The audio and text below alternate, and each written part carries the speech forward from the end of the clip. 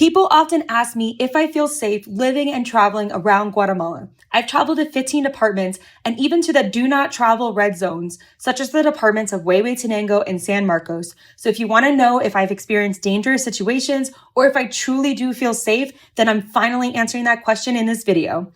I initially met my husband in Guatemala because I spent 2.5 months traveling alone in the country, and during that time, I mostly felt safe, even though I was alone and I barely spoke any Spanish back then.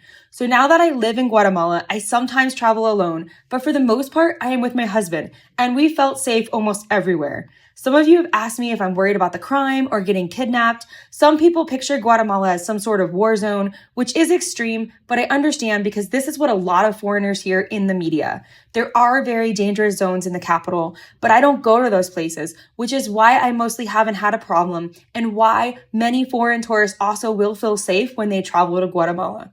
However, there is one problem I've had, and this is a problem I've experienced in many countries. There have been a handful of men who have harassed me or made me feel uncomfortable, but only whenever I've been alone. This has not been common in Guatemala, but it has happened. I've traveled alone to countries in Europe, Africa, and Asia, and unfortunately, this has happened to me around the world. I hope this helps because most of the time I have felt safe. Almost everyone I've met in Guatemala has been kind and nice to me, although it can be tricky moving around Guatemala City and staying safe. If you want to learn more, then follow along because I will be publishing more videos about this topic.